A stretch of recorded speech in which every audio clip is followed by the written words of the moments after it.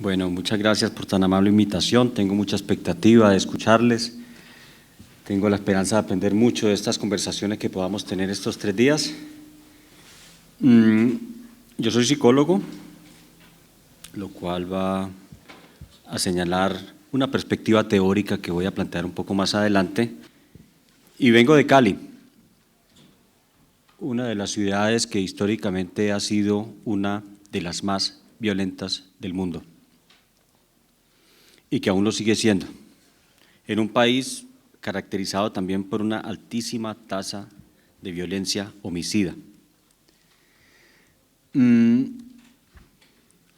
la pandilla a la banda es una pregunta que surge a partir de la periodización y transformación de la conflictividad urbana en la ciudad de Cali.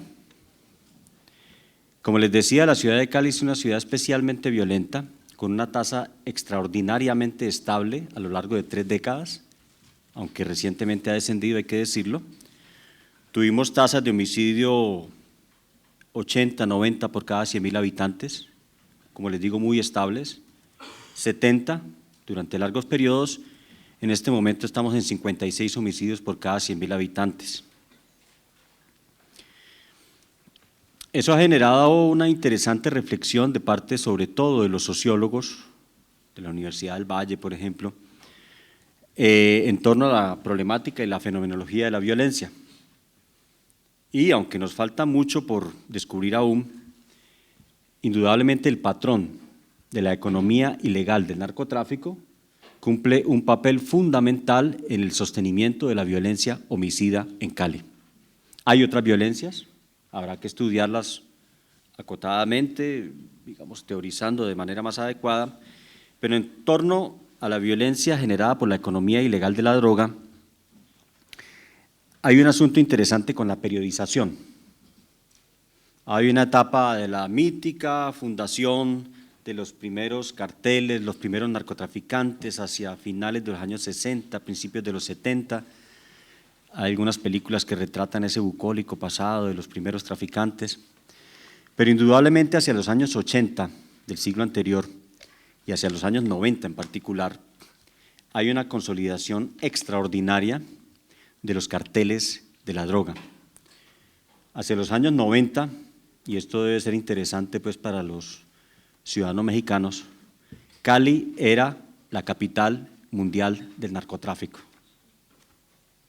incluso sobrepasando al cartel de Medellín, que había recibido una terrible embestida de parte del Estado, como luego la recibiría también el cartel de Cali.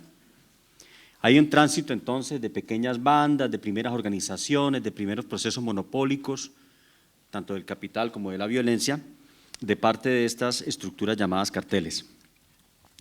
Pero con la derrota de los carteles por parte del Estado, una derrota militar, hacia final de los años 90, el campo de conflicto, de la conflictividad urbana en Cali empieza a transformarse.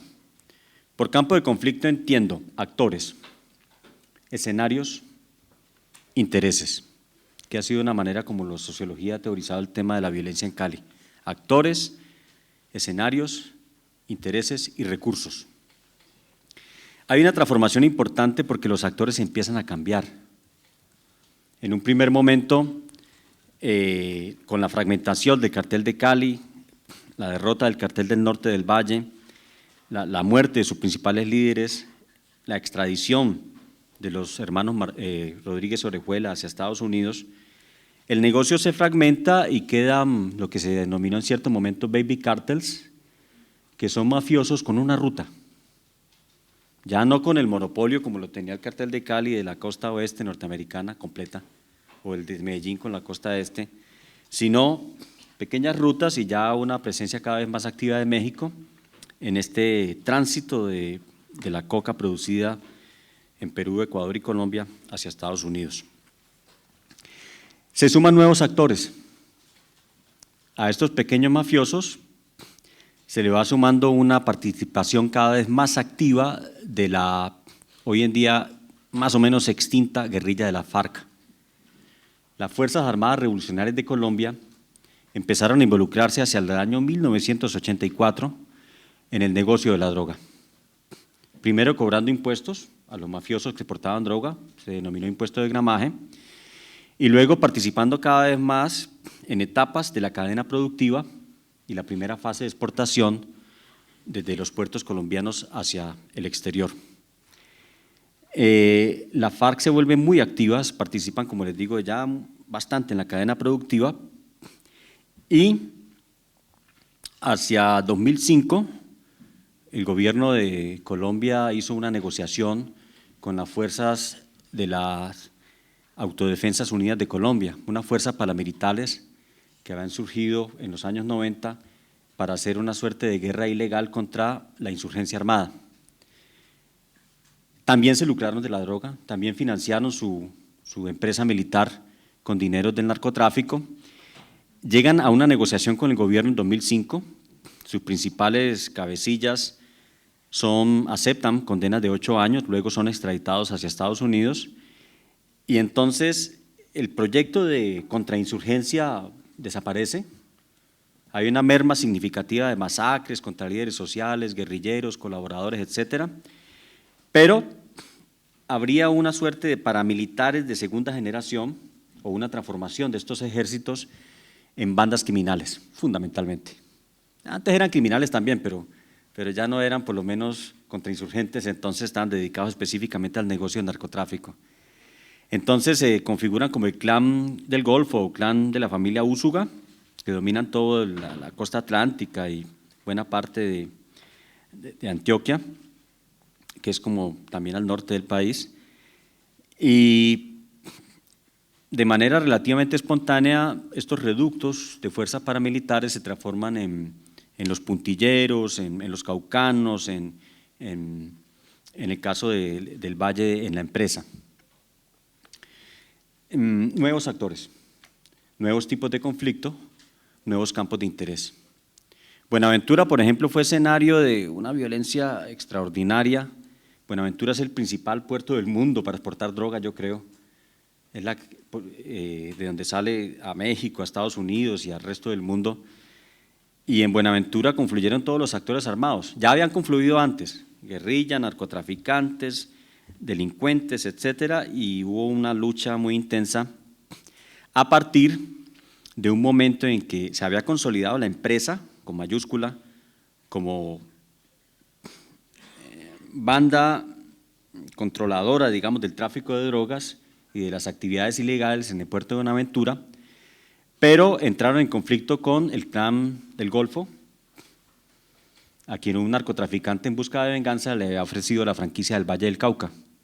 Se hace una guerra entre estas dos bandas criminales, la empresa y el clan de los Úsuga. No sé si tuvieron noticias de las casas de pique, hubo descuartizamientos, hubo una suerte de violencia exacerbada, aterradora, que puso pues al puerto en la mira de las autoridades y en una situación de conflicto muy grave. Ellos hicieron un pacto de no agresión, porque es mejor hacer negocios que andarse matando, y este dato resulta muy simpático, pero interesante para ustedes, estudiosos del tema. Un informante me decía que ese pacto aguantó 2 años, pero se rompió porque uno de los dos grupos, la empresa y el clan Úsuga, quiso imponer un cobro ilegal al tráfico de drogas. Me lo dijo sin sonreír ni nada, o sea, no, es que nos iban a poner un cobro ilegal, eso no se puede aceptar, entonces nos fuimos otra vez a la guerra. Bien, ¿qué pasa en Cali? Indudablemente estos tránsitos de actores, escenarios, intereses producen modificaciones en la dinámica del conflicto en cualquier ciudad y en particular en Cali. Yo entro al tema por la vía de las pandillas,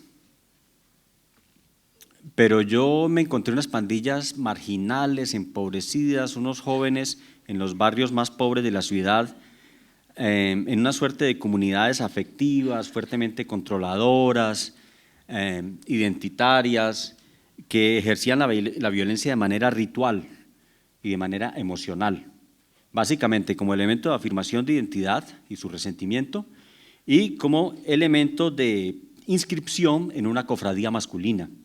O sea, un pandillero muestra su valentía en el combate, muestra los valores del honor, de la solidaridad, de la masculinidad en eventos agonísticos de las peleas con otras pandillas.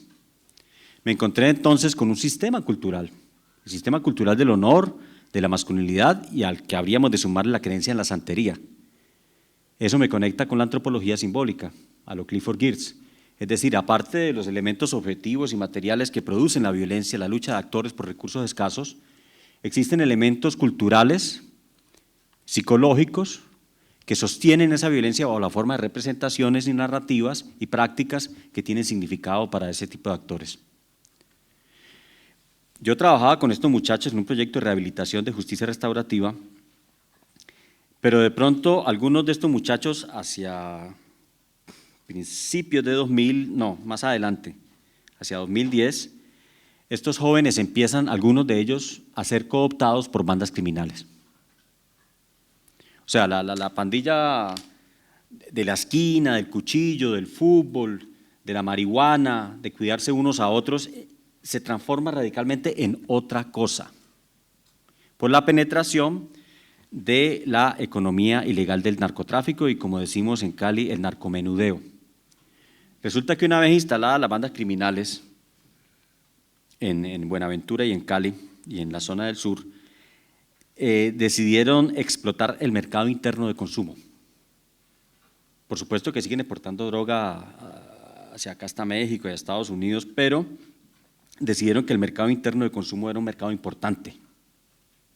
Y entonces empezó un control calle por calle, esquina por esquina, en los sectores marginales para la circulación de armas, dinero, droga, para el consumo local y para el enviciamiento de jovencitos y niños en los colegios. Eso creó, digamos, una nueva reconfiguración del campo de conflicto y transformó los intereses de los actores y transformó la significación que antes tenían elementos como el tiempo, el espacio en la vida de estos jóvenes.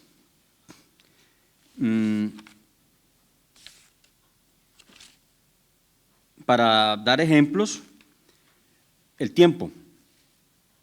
Mi maestro Carlos Mario Perea, quien dirigió mi tesis doctoral, desarrolla un concepto interesante en el que afirma que la pandilla vive en un tiempo paralelo. Es un tiempo por fuera de las instituciones, es un tiempo por fuera del colegio, es un tiempo por fuera de la familia, es un tiempo por fuera del trabajo en una factoría o en el comercio. Es un tiempo, como decimos en Cali, el desparche, de levantarse al mediodía, de irse con los amigos a fumar marihuana, de jugar un partido de fútbol, de empezarse a emborrachar, a drogarse, de robar algo en la noche o hacia el anochecer y de acabar, digamos, a altas horas de la madrugada. Ese tiempo paralelo se transforma ahorita en el tiempo laborioso del trabajo.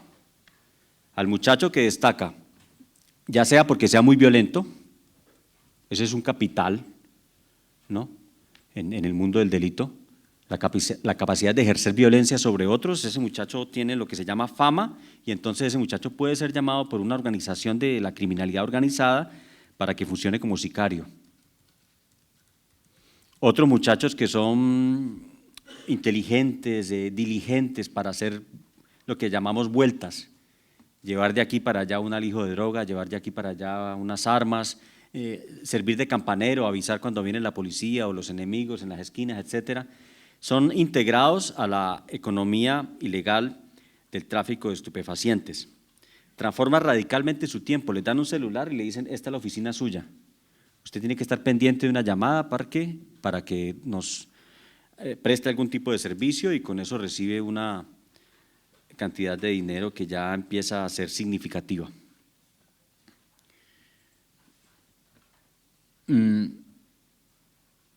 Para el caso, por ejemplo, de la delincuencia organizada, tuve oportunidad de entrevistar a un miembro de una banda de la empresa que estaba encerrado en una cárcel y él hablaba de cifras. ¿Cuánto será $1 millón en dólares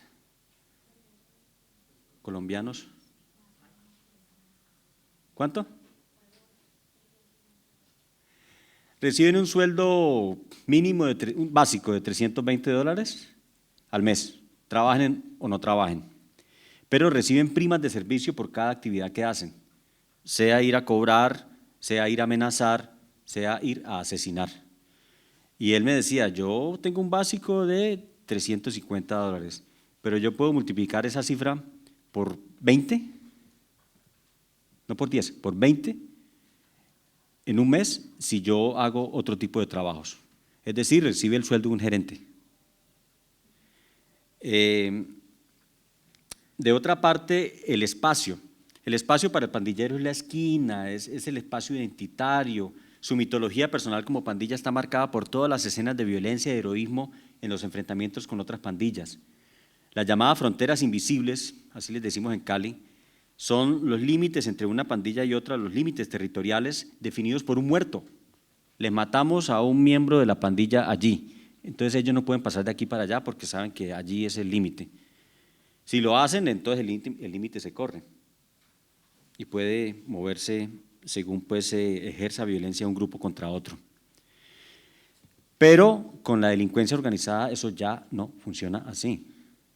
La delincuencia organizada, por ejemplo, en el caso de Marroquín, se metió a territorio de pandillas temibles por su violencia y sin pedir permiso estableció muchachos con fusiles y armas en una casa para controlar todo el territorio en el tráfico pues, de estupefacientes y las actividades asociadas. Una oficina de cobro se llama eso en Cali, es decir, prestan servicios en torno a la actividad de la ilegalidad del tráfico de drogas. Esos muchachos no se dejan intimidar por ninguna pandilla, por el contrario, imponen un nuevo orden y monopolizan la violencia de los barrios. Una característica primero de violencia y luego de pacificación fue que todos los muchachos expendedores de droga, espontáneos, pandilleritos que andaban con un fajo de marihuana y vivían de ese pequeño recurso, fueron muertos. Fueron muertos porque ya los únicos expendedores que iban a estar allí eran los expendedores oficiales nombrados por ellos, a veces miembros de las pandillas, a veces gente traída de fuera.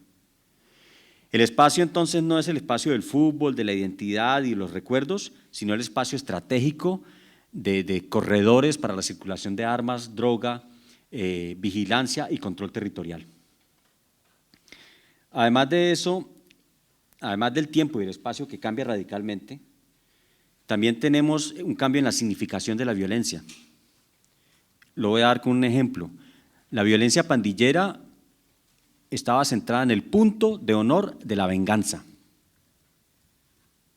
El punto de honor más alto de la vida de las pandillas es la venganza. Cuando matan a un miembro de esta pandilla hay que vengarlo a costa de cualquier cosa. Esa venganza cargada de emocionalidad, de odio, de pasión, de orgullo, de honor, empieza a desaparecer, empieza incluso a relegarse completamente y aparece otra modalidad completamente distinta que se llama ajuste de cuentas. El ajuste de cuentas es simplemente un procedimiento aséptico, descargado de emociones, de la racionalidad utilitaria del negocio. Este señor no pagó, él ya sabe cuál es la penalidad por no haber cumplido con su parte del negocio. Entonces la significación se transforma de una manera bastante interesante, de un polo emocional, ritual, que era la vida pandillera, a un polo racional utilitario. Finalmente, ya para concluir, mis intereses como psicólogo siempre me llevan a hacerme la pregunta ¿y qué pasa con las configuraciones emocionales? ¿Cómo cambia la psicología de un muchacho metido en la violencia siendo pandillero a volverse a miembro de una banda organizada? Tiene que cambiar, no puede ser lo mismo. Entonces, allí podríamos apelar a un concepto de Norbert Elias, concepto de configuración emotiva, y más particularmente de un discípulo de Norbert Elias, el profesor Spierenburg, criminólogo en Holanda, que dice que efectivamente la violencia puede describirse en una secuencia que va desde un polo ritual cargado de emociones hacia un polo instrumental racional. Lo que vemos en el tránsito de la pandilla a la banda es eso. Para poder ejercer violencia se necesita de un mecanismo psicológico que se llama aislamiento emocional. El emocional consiste en lo que los muchachos denominan endurecer el corazón. O sea, para matar hay que aprender a matar. No es fácil porque hay coacción de la conciencia, de la culpabilidad y del remordimiento, incluso entre los pandilleros. El primer muerto les cuesta mucho, el segundo menos y el tercero ya muy poco. Ellos dicen que ellos endurecen el corazón separando las emociones de los elementos cognitivos. O sea, no se experimentan emociones por hacer violencia, o se controlan.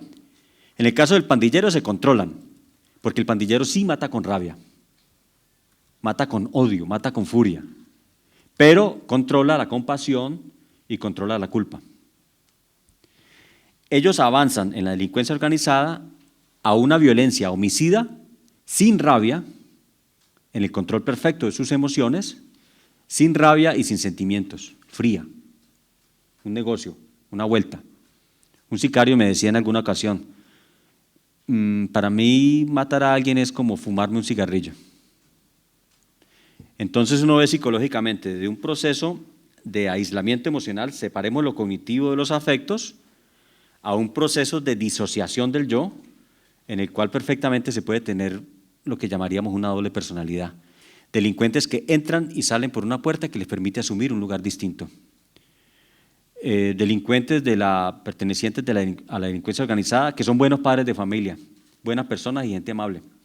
Y pueden pasar esa puerta y volverse asesinos terribles, pero lo hacen frío, lo hacen sin emociones, lo hacen completamente despersonalizados.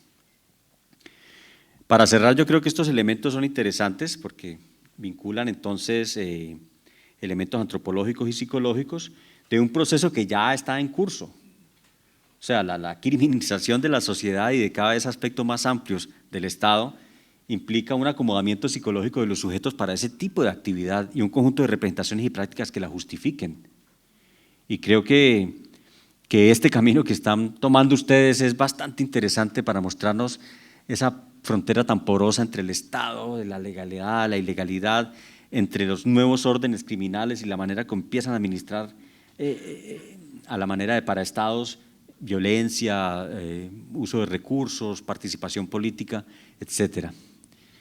Yo espero entonces que estos 3 días podamos intercambiar bastante, aprender mucho y les agradezco su atención. Muchas gracias.